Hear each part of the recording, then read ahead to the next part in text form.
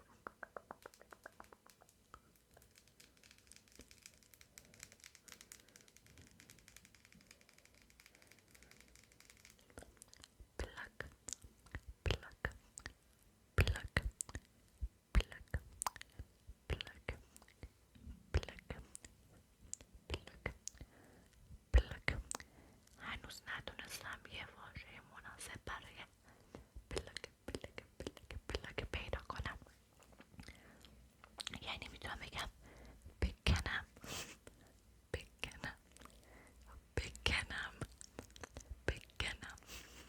میتونم اینم بگم معادل فارسی، معادل فارسیشو استفاده کنیم. بکنمش بکنمش، ولی یه جوریه. خب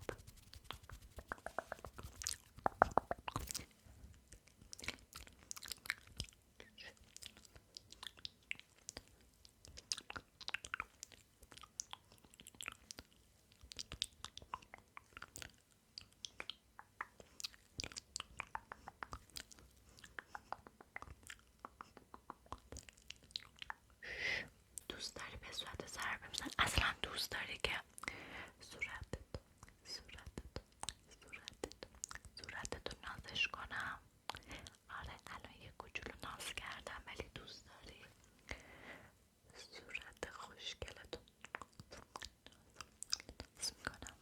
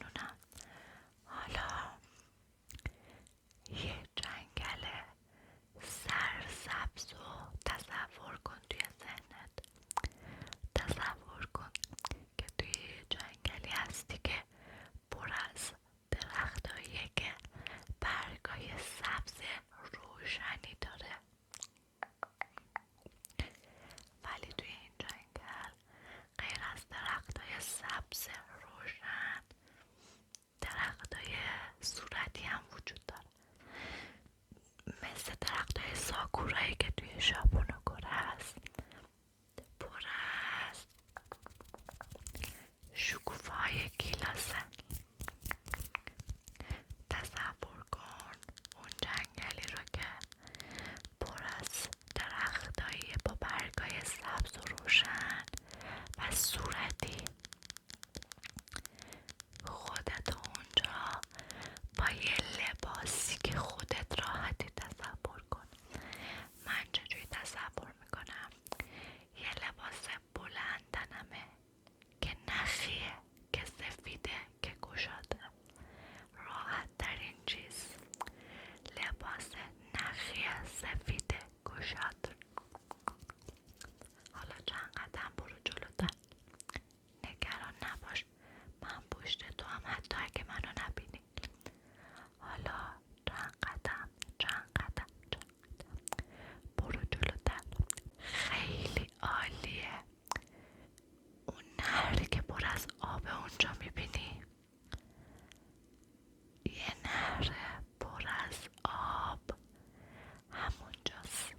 آره برو کنارش بشین، پاتو بنداز تو اون نهر آب، پاتو بنداز تو اون نهر آب.